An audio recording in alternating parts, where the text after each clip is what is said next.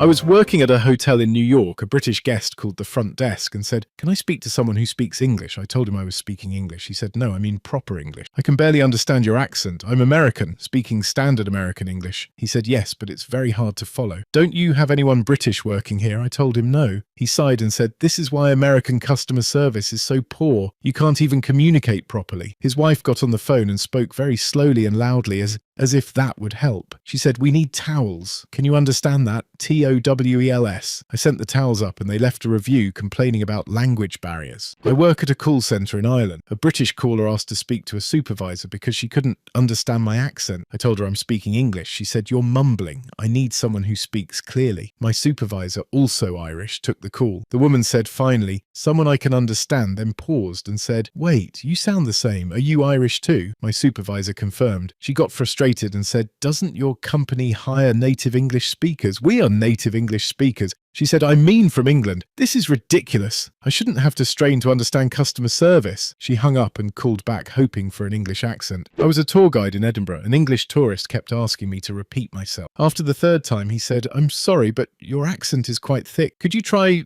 speaking more clearly?" "I'm Scottish, speaking clearly." He said, "Yes, but you're speaking Scottish English. Can you switch to regular English?" I told him there's no such thing as one regular English. He said, "Well, BBC English then, the way we speak in England. That's the standard." His wife said, "We learnt the Queen's English in school. That's proper. Everything else is just dialect." They genuinely believed that only English accents were legitimate and everything else was a deviation. I work at a restaurant in South Africa. A British couple came in and I took their order. The man said, "I'm having trouble understanding you. Are you speaking English?" I told him, "Yes, I'm South African." He said, "That explains it. Your English is quite broken. I speak perfectly fluent English with a South African accent." His wife said, "Do you have someone who speaks better English? Maybe someone who learned it properly?" I told her I was educated in English my entire life. She said, "Yes, but not British English. It shows." They spoke to me like I was a child learning the language, enunciating every word slowly. When I brought their food, the man said, "See, you understood us when we spoke clearly." I was working at a university in Australia. A British exchange student said to me, "Why do Australians say everything wrong?" I asked what he meant. He said, "You say arvo instead of afternoon, servo instead of service station." "That's not real English." I explained that's Australian slang. He said, "But it's lazy. In England we speak properly." I told him every English-speaking country has slang. He said, "Yeah, but British slang is still proper English. Australian slang is just making up words." His flatmate, also British, agreed and said Australians sounded uneducated because they shortened everything. They spent their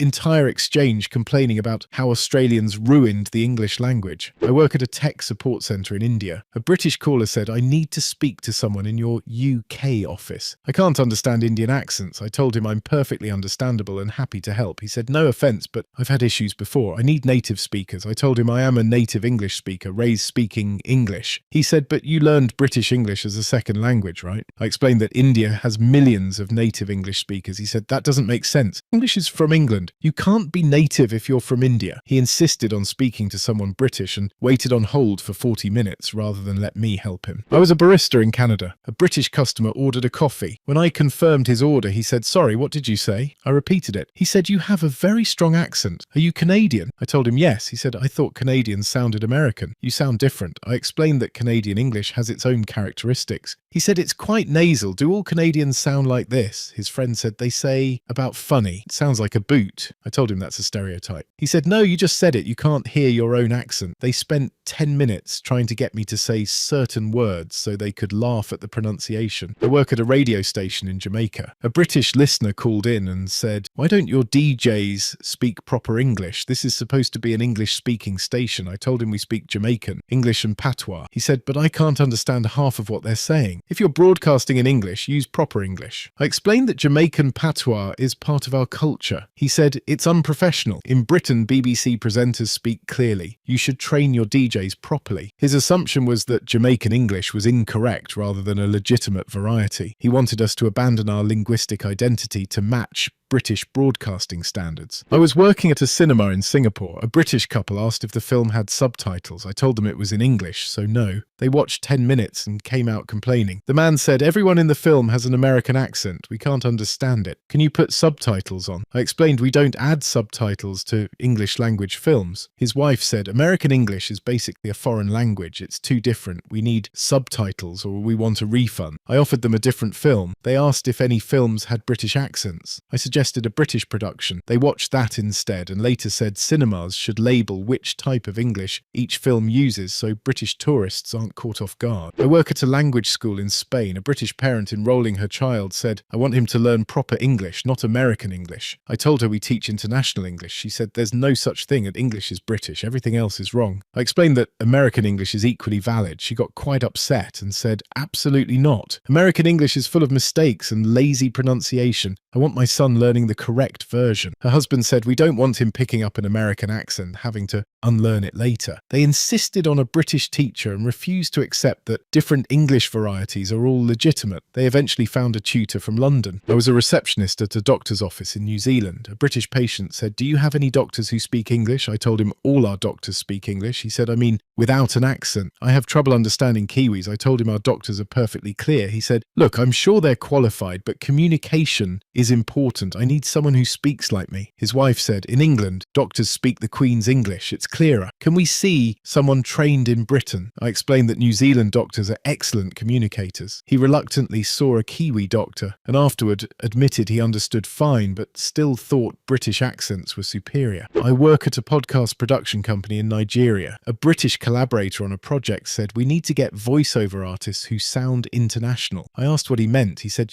neutral accents, British or maybe American. I told him our Nigerian voice artists are excellent. He said, "Yeah, but Nigerian accents are quite strong. International audiences won't understand them." I explained that Nigerian English is widely understood. He said, "Maybe in Africa, but we're targeting a global audience. That means British English." His assumption was that Nigerian accents would alienate listeners, while British accents were somehow universal. We ended up using a Nigerian artist anyway, and the podcast was a success. I was working at a conference in Scotland. An English delegate approached me during a break and said, "I'm having trouble understanding the Scottish speakers. Could you ask them to slow down or use subtitles on their presentation?" I told him the speakers were clear and their English was perfectly understandable. He said, "Maybe for you, but for native English speakers, it's challenging." I pointed out that Scottish people are native English speakers. He said, "Well, native British English then. You know what I mean." His colleague agreed, saying Scottish accents were lovely but difficult for professional settings. They wanted Scottish speakers to code switch to English accents for clarity, not realising how offensive that was. I work at an airport in Trinidad. A British passenger asked me for directions. After I gave them, he said, "Sorry, could you say that again in English?" I told him I was speaking English. He said, "I mean real English, not whatever that was." I repeated the directions more slowly. He said, "You're speaking too fast and your accent is confusing. In England, we speak clearly. Can you write it down?" His wife said, "This is why we don't travel to these places often. Communication is too hard."